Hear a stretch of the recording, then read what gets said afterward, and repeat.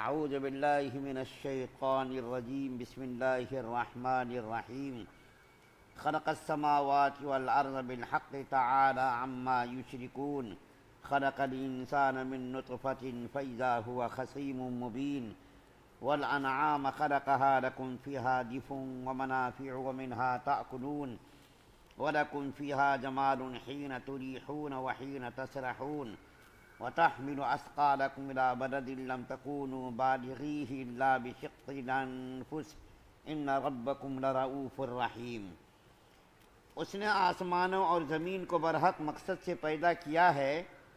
جو شرک یہ لوگ کرتے ہیں وہ اس سے بہت بالا اور برتر ہے۔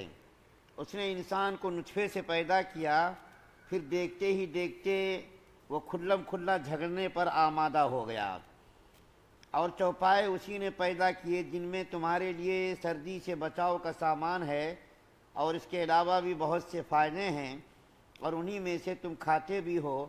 اور جب تم انہیں شام کے وقت گھر واپس لاتے ہو اور جب انہیں صبح کو چرانے کے لیے لے جاتے ہو تو ان میں تمہارے لیے خوشنما منظر بھی ہے، اور یہ تمہارے بوجھ لاد کر ایسے شہر تک لے جاتے ہیں جہاں تم جان جوکھوں میں ڈالے بغیر نہیں پہنچ سکتے تھے۔ حقیقت یہ ہے کہ تمہارا پروردگار بہت شفیق بڑا مہربان ہے۔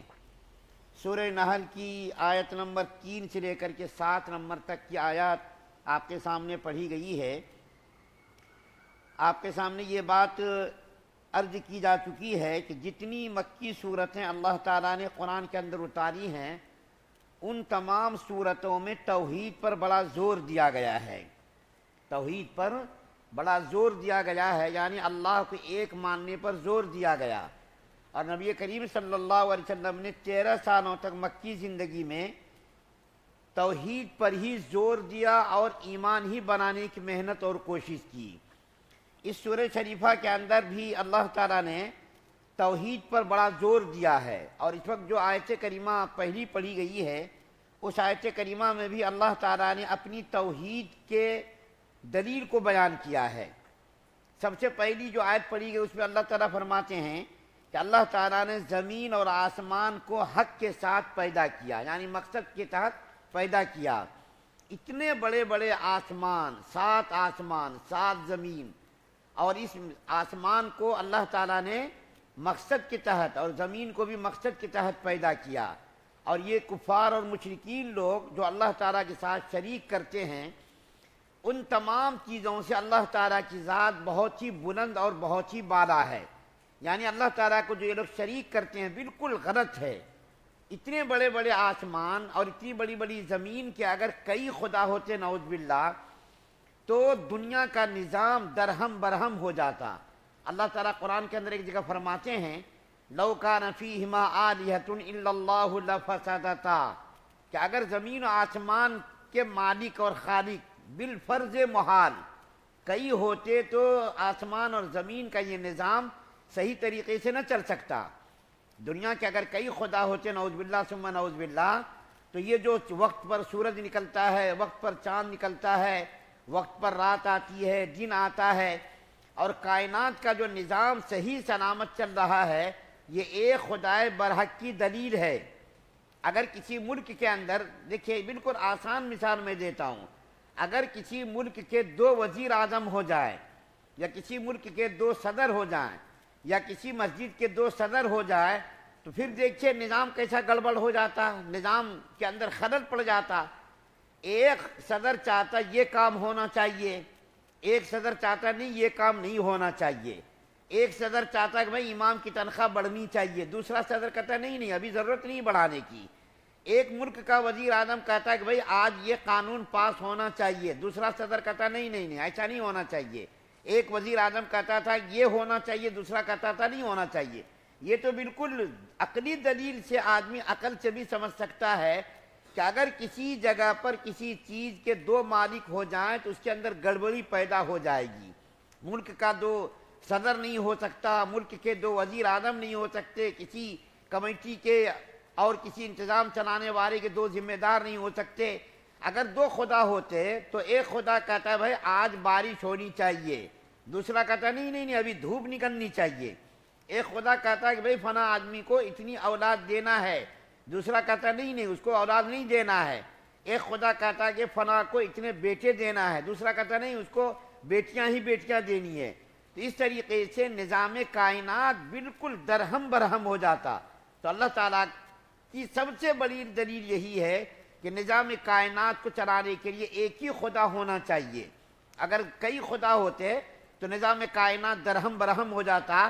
تو یہ مشرک لوگ, کفار لوگ اور شرک کرنے والے لوگ جو کئی خدا مانتے ہیں, ان تمام چیزوں سے اللہ تعالیٰ کی ذات بالکل پاک ہے, منزہ ہے, اور ان کا عقیدہ بالکل غلط ہے. اور دوسری آیت کریمہ جو پڑھی گئی, اللہ تعالیٰ فرماتے ہیں اللہ تعالیٰ نے انسان کو چند منی کے قطروں سے پیدا کیا, چند ناپاک نجس پانی کے قطروں سے پیدا کیا. وہ منی کا ناپاک قطرہ کہ اگر انسان کے جسم میں لگ جائے تو انسان کو اس سے گھن آتی ہے, ان سے نفرت ہوتی ہے, اور جب تک اس کو دھو نہ لے تو آدمی کو اطمینان نہیں ملتا.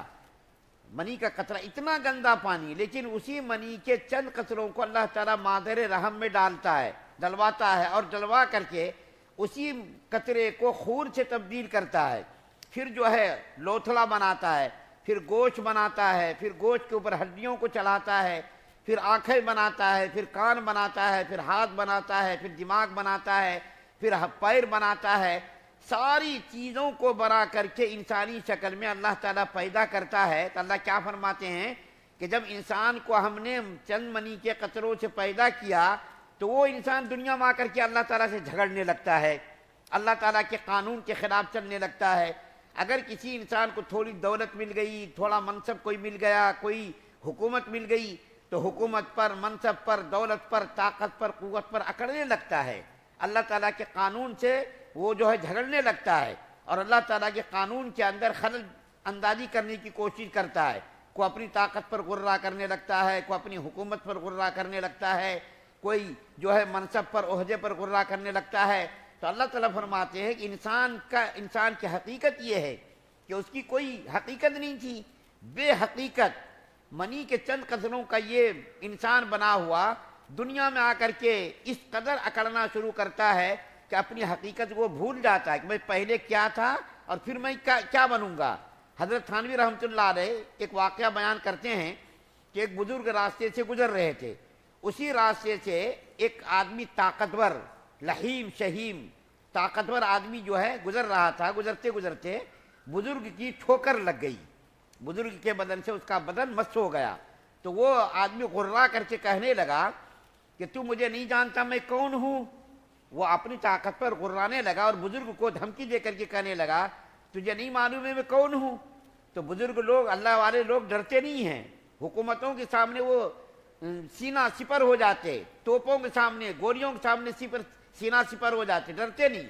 تو انہوں نے, بزرگ نے کہا کہ ہاں میں تو جانتا ہوں, تیرا ماضی بھی جانتا ہوں, تیرا حال بھی جانتا ہوں, تیرا مستقبل بھی جانتا ہوں, تینوں زمانوں کو میں جانتا ہوں. تو کیا تھا, اس وقت کیا ہے, اور آگے کیا بننے والا ہے.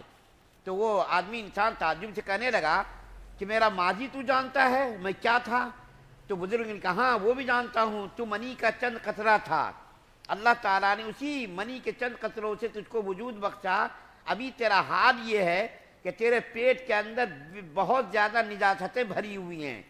تو پہلے تو یہ تھا, منی کا ناپاک قطرہ تھا, اللہ تعالیٰ نے تجھ کو وجود بخشا, طاقت دی, قوت دی, اور اس وقت تیرا حال یہ ہے کہ تیرے پیٹ کے اندر اتنی ساری نجاستیں بھری ہوئی ہیں. اور تیرا جو ہے مستقبل کیا ہے, تیرا مستقبل بھی جانتا ہوں میں کہ تو قبر کے اندر جب جائے گا تو مٹی بن جائے گا, تیرا جسم قبر کے کیڑے کھائیں گے, اور یہ تیری طاقت اور قوت ساری کی ساری چیزیں سب مٹی میں مل جائیں گی. تو وہ آدمی بڑا حیران ہوا, اور اس نے جو ہے بزرگ کے سامنے توبہ کی کہ واقعتاً میرا یہی ماضی تھا, حال یہ ہے, اور مستقبل یہ ہونے والا ہے. تو اللہ تعالیٰ فرما رہے کہ انسان کو اللہ تعالیٰ نے وجود بخشا, پھر انسان جھگڑنے لگتا ہے. اس کے بعد پھر اللہ تعالیٰ چند نعمتوں کو بیان کر رہے ہیں. میں نے یہ بیان کیا تھا شروع صورت میں کہ اس صورت کا نام, یعنی سورہ جو ہے نحل کا نام دوسرا سورۃ النعم ہے, یعنی نعمتوں کی صورت. تو اللہ تعالیٰ نے اس کے اندر پہلے چند جو آیت پڑھی گئی ہے اس کے اندر چند نعمتوں کا ذکر کیا ہے, اور ان نعمتوں کا ذکر ان میں سے کیا ہے؟ ان میں سے ذکر کیا ہے کہ اللہ تعالیٰ نے کچھ جانوروں کو پیدا کیا ہے، اللہ تعالیٰ نے کچھ جانوروں کو پیدا کیا ہے، اس میں سے اونٹ ہے، گائے ہے، بھیڑ ہے، دمبے ہے۔ اللہ تعالیٰ نے ان جانوروں کو انسانوں کے فائدوں کے لیے پیدا کیا ہے۔ اب اس کے اندر بھی ہے کہ اللہ تعالیٰ نے ان جانوروں کو پیدا کیا، پیدا کرنے کے بعد اللہ تعالیٰ نے ان جانوروں کو انسانوں کا مسخر بنا دیا، یعنی انسانوں کا تابع بنا دیا۔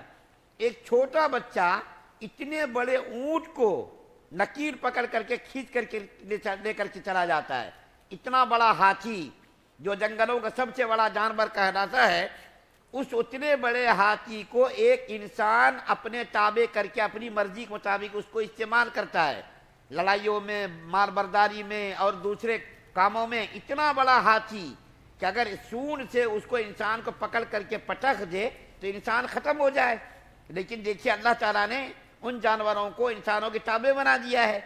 پھر ان انسانوں کے فائدے کے لیے اللہ تعالیٰ فرما رہے ہیں کہ ان جانوروں کے کتنے فوائد ہیں۔ ایک تو فائدہ یہ بیان کیا کہ سردی کے موسم میں ان بھیڑ اور دمبوں کے اون کو نکال کر کے انسان کیا کرتا ہے، ان جانوروں کے اون کو نکال کر کے اسے سوٹر بناتا ہے، اس سے خیمے بناتا ہے، اور اس سے جو ہے کمبل بناتا ہے، اور دوسری بہت ساری ضروریات اس سے پوری کرتا ہے۔ اس کے بعد پھر اور فرمایا کہ اس کے جو ہے دودھ کا استعمال بھی آدمی کرتا ہے، ان جانوروں کا دودھ بھی انسان استعمال کرتا ہے۔ یہ بھی اللہ تعالیٰ کی کتنی بڑی نعمت ہے۔ اور پھر اللہ تعالیٰ فرما رہے ہیں کہ جب انسان جانوروں کو، یہ اللہ تعالیٰ نے جو جانور پیدا کیے انسانوں کے لیے زینت ہے، یہ انسان جب صبح صبح جانوروں کو لے کر کے چرانے کے لیے لے جاتا ہے تو وہ منظر اتنا خوشنما معلوم ہوتا ہے کہ جانور پالنے والا ہی اس حقیقت کو سمجھ سکتا ہے۔ صبح صبح یہ جانور بھوکے جب جاتے ہیں، یہ جب لے کر کے جاتا ہے تو اس وقت بڑا خوشنما منظر معلوم ہوتا ہے۔ پھر جو ہے ادھر سے شام کو جب وہ چر کر کے جانور آتے ہیں واپس، تو بکریوں کے تھن بھرے رہتے، جانوروں کے تھن بھرے رہتے، کتنا خوبصورت منظر دکھتا ہے وہ۔ یہ اس کی حقیقت کو میں آپ کے سامنے بیان نہیں کر سکتا، اس کی حقیقت کو وہی سمجھ سکتا ہے کہ اس کا دل اتنا خوش ہوتا ہے کہ جب جانور کو لے کر کے جاتا ہے آدمی چرانے کے لیے، اور وہ جانور جب شام کو واپس آتا ہے تو اس کے مالک کو، کسان کو، جانور کے مالک کو اتنی خوشی ہوتی ہے، اتنی خوشی ہوتی ہے کہ اس کی خوشی کا اندازہ آپ اور ہم نہیں لگا سکتے، اسی سے آپ پوچھ سکتے ہیں۔ اور ایک فائدہ اور بیان کیا گیا کہ ایسی جگہوں پر ان جانوروں کا استعمال کیا جاتا ہے مال برداری کے لیے، سامان وغیرہ ڈھونے کے لیے، جن جگہوں پر نہ تو کوئی گاڑی جا سکتی ہے، نہ تو بس جا سکتی ہے، نہ تو ریل جا سکتی ہے، نہ اسی جگہوں پر ہوائی جہاز جا سکتا ہے۔ تو اللہ تعالیٰ کیا فرما رہے ہیں، ایسی جگہوں پر وہ جانور تمہارے مال برداری کے کام آتا ہے، مال برداری کے وہ جانور تمہارے کام آتا ہے۔ اور اس ترقی یافتہ دور میں جبکہ نئے نئے آلات ایجاد ہو گئے اور نئی نئی چیزیں ایجاد ہو گئی، اس زمانے میں بھی گدھوں کا، خچروں کا، گھوڑوں کا اور اونٹوں کا استعمال ہوتا ہے۔ عرب ملکوں میں جو ریگستانی علاقہ ہے، جو وہاں سے جا کر کے آئے ہیں ان کو معلوم ہے ریگستان میں بس وغیرہ نہیں چل سکتی، ریل نہیں چل سکتی، ان جگہوں پر اونٹ کا استعمال ہوتا ہے۔ اونٹ کو مال برداری کے لیے اس کو استعمال کرتے، اور اونٹ ایک ایسا جانور ہے جو کئی دنوں تک بغیر پانی پیے رہ سکتا ہے۔ تو ایسی جگہوں پر، ایسے جنگلوں میں، ایسے ریگستانی علاقوں میں جہاں گاڑیوں کا استعمال نہیں کر سکتا آدمی، ان جگہوں پر ان جانوروں کو استعمال کر کے سامان کو ایک جگہ سے دوسری جگہ لے کر کے جاتا ہے۔ ابھی بھی یو پی وغیرہ میں اور بہت ساری جگہوں میں گدھوں کا استعمال ہوتا ہے، اینٹ وغیرہ ڈھونے میں ابھی بھی گدھوں کا استعمال لوگ کرتے ہیں، سامان وغیرہ پہنچانے میں۔ ابھی بھی اس ترقی یافتہ دور میں جبکہ نئی نئی گاڑیاں ایجاد ہو گئی ہیں، نئے نئے ترقی کے سامان آ گئے ہیں، اس موجودہ زمانے میں بھی دنیا میں خچر، گدھا، اونٹ اور یہ ہاتھی وغیرہ کا استعمال اس زمانے میں بھی ہو رہا ہے۔ تو اللہ تعالیٰ فرماتے ہیں کہ تمہارے لیے اتنی ساری نعمتیں ہم نے نازل کی ہیں، تو تم کو کیا چاہیے؟ جب ہم نے تمہارے لیے اتنی ساری نعمتیں ایجاد کی ہیں، تمہارے اوپر اتنی نعمتیں نازل کی ہیں، تو چاہیے کہ تم اللہ تعالیٰ کو ایک مانو، اللہ کی عبادت کرو، اس کے ساتھ کسی کو شریک مت کرو، اللہ تعالیٰ کو ہی اپنا خالق اور مالک سمجھو، معبود اور مسجود سمجھو، حاجت روا مشکل کشا سمجھو، اس کے علاوہ کسی کو بھی اپنا حاجت روا مشکل کشا مت سمجھو۔ تو اللہ تعالیٰ نے دیکھی کتنی ساری نعمتوں کو ان چند آیات میں بیان کی ہے، کتنی نعمتوں کو، کہ ان نعمتوں کو انسان حد و شمار میں لانا چاہے تو لا نہیں سکتا۔ کتنی ساری نعمتیں بیان کر دی، دودھ کا استعمال، اون جو اور بھیڑیوں کے اون کا استعمال، اور جو ہے پھر مال برداری کے کاموں میں ان کا استعمال، کتنی ساری نعمتیں ہیں۔ اللہ تعالیٰ اتنی ساری نعمتیں انسانوں پر نازل کرتے ہیں، پھر انسان ناشکرا ہے۔ انسانوں کو چاہیے کہ اللہ تعالیٰ کی نعمتوں کو شکر ادا کرے، ہر سانس پر اللہ کا شکر ادا کرے، ہر سانس کے آنے پر شکر ادا کرے، جانے پر شکر ادا کرے۔ کتنی ساری نعمتیں ہیں، اس کو ہم حد و شمار میں نہیں لا سکتے۔ ابھی اور بھی اللہ تعالیٰ کی نعمتوں کا آگے ذکر ہے کہ اللہ تعالیٰ نے ابھی جو اللہ اس سورت کے اندر نعمتوں کو بیان کیا، اس کو انشاءاللہ بیان کیا جائے گا۔ اللہ سے دعا ہے اللہ ہم کو سننے زیادہ عمل کرنے کی توفیق عطا فرمائے۔ سبحان اللہ و بحمدہ، سبحانک اللہم و بحمدک، ونشہد ان لا الہ الا انت۔